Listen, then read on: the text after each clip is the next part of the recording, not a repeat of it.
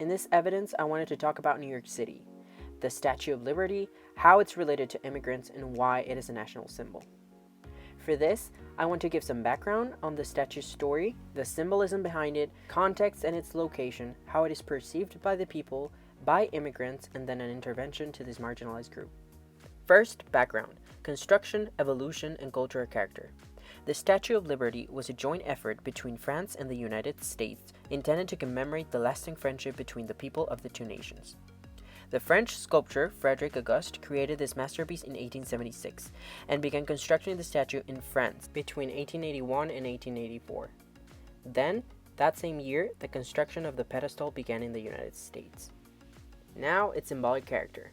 The statue was a gift from France to the United States on the occasion of the first centenary of the Declaration of Independence as a symbol of Franco-American friendship. For this, the statue represents freedom and democracy, humanized in the form of a woman. It personifies liberty, but specifically political freedom. The statue has a seven-pointed crown that represents the seven continents. The statue, stepping on a broken chain, clearly suggests the oppression that the colonized country suffered. In addition, she's holding a torch that points to the sky with her right hand, adding more to the symbolism of freedom. And in the other hand, she holds a board with the inscription date of the American Declaration of Independence. Now, the symbolism and its location. The Statue of Liberty is located specifically to the south of the island of Manhattan, in New York. In order to visit the statue, you must take a boat from Lower Manhattan to Liberty Island. The creator of the statue specifically wanted to avoid the huge skyline of the city of New York because the statue needed to be out in a 360-degree clear view. This island was the perfect spot for travelers to admire the statue as they entered the city, since the ports were extensively used at that time.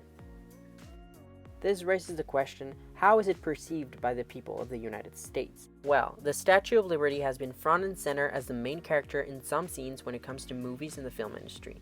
Through it all, she has remained the same stoic symbol of hope and freedom to all who look at her countenance upon reaching Ellis Island and eventually New York. There are some perfect examples of the symbolic monument that can show how American culture perceives its national treasure. After surviving a shipwreck like the Titanic, a person might be grateful to be alive, but seeing a symbol like the Statue of Liberty could give people a good feeling that they have finally reached a safe harbor that will not break.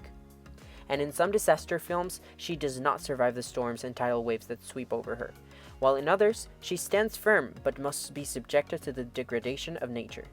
And now that we understand that it is a symbol of hope, what does it have to do with immigrants? Well, it gave the same symbol of freedom and democracy for the millions of immigrants who came to America seeking a new and better life. Immigrants coming to the United States see it as a representation of new beginnings and the opportunity to fulfill their dreams. The notion that the statue stood to welcome immigrants was furthered by the 1903 creation of a sonnet by Jewish poet Emma Lazarus, which seemed to speak to the oppressed masses arriving from Europe. Because between 1921 and 1965, policies such as the National Origins Formula limited immigration and naturalization opportunities for people from areas outside Western Europe. Even exclusion laws enacted as early as the 1880s still prohibit or severely restrict immigration from Asia. Today, estimates of the numbers of undocumented immigrants living on the U.S. range from 10.5 million to 12 million, or approximately 3.2% of the population. And nowadays, laws and policies throughout different states contribute to the convergence of criminal law enforcement and immigration law. For example, states are implementing a variety of immigration-related criminal offenses that are punishable by imprisonment. Many refugees, asylum seekers, and undocumented people who have arrived in the U.S. have already been classified as illegal migrants and are now living the real-life consequences of these arbitrary classifications. We have seen countless times that the media has a huge impact on the meaning of national treasures like this one, which is why they see it as a hopeful monument, even today. In Jeanette's theory, we see that narrative can be manipulated by the authors, giving them the power to create powerful symbols. What if we could decrease the discrimination that immigrants suffer from the lack of documentation, or even stop their criminalization? What if we could use the present time to our advantage, making an analysis of what the statue used to mean to immigrants back when it was created? Which is why I would suggest that the media, the authors of this narrative, should create something for everybody to see, and create awareness of the struggles immigrants suffered and still suffer today. A poster that would re-inspire the meaning of the national symbol, by placing it right where everybody that goes to see the statue is. The transportation system, the metro stations, the ferry to Liberty Island, and everywhere to push for an immigration reform. The poster could look like this, and even spark a campaign that everybody would recognize.